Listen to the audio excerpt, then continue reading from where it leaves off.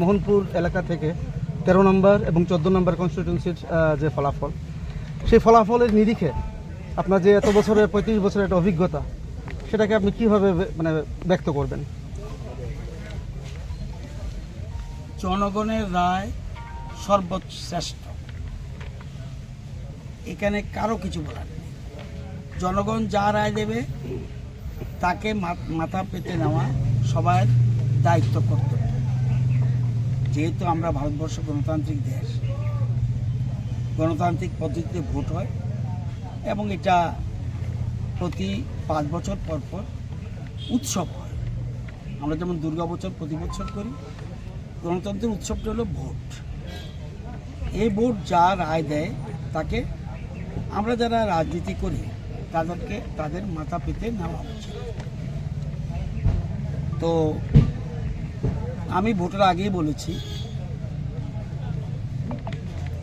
গত 7.5-8 বছরে ভারতীয় জনতা পার্টি রাজ্যে যে উন্নয়ন করেছে, রাস্তাঘাট বলুন, পানীয় জল বলুন, আবাসন বলুন বা অন্যান্য যা যা বলবেন,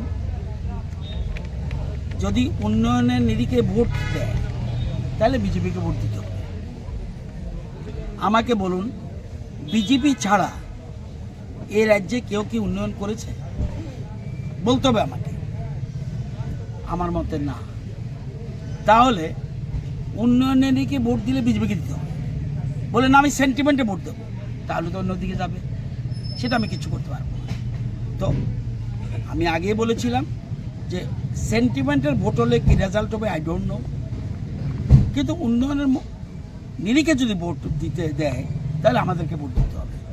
7.5 বছরে 8 বছরে ভারতীয় জনতা পার্টি কেন্দ্রীয় প্রকল্প এবং রাজ্যের প্রকল্প যে ডেভেলপমেন্ট করেছে রাজ্যে, আমার এলাকায় বলুন, বুদ্ধনগর ওয়াকিনগর কেন্দ্রটা বামটিয়ার একটা অংশ, সিমনার একটা অংশ, মান্দার একটা অংশ এবং মোহনপুর বিধানসভার একটা অংশ মিলে বুদ্ধনগর ওয়াকিনগর।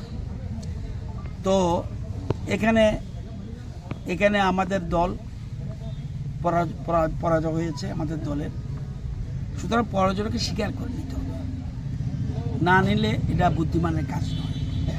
আমি তো ইগো হলেও হবে না, আমার ইগো থাকলেও হবে না, কিন্তু যারাই জিতেছে এবং জনগণের রায় দিয়ে সবাইকে, যারা হেরেছে যারা জিতে সবাইকে আমি ধন্যবাদ দিই যে ব্যাপক সন্ত্রাস, ব্যাপক ছোটোখাটো ঘটনা হয়েছে ভোটের দিন, কিন্তু ব্যাপক সন্ত্রাস হয়নি।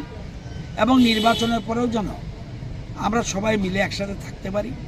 ভোটের পরে ভোট হবে, কিছুদিন পরে আবার আমাদের ভিলেজ কমিটি নির্বাচন হবে, এরপরে ভোট হবে আমাদের পুরসভার ভোট, কর্পোরেশনের ভোট, এরকম ধীরে ধীরে প্রত্যেক ভোটই হবে এবং আমরা মেনে নেই।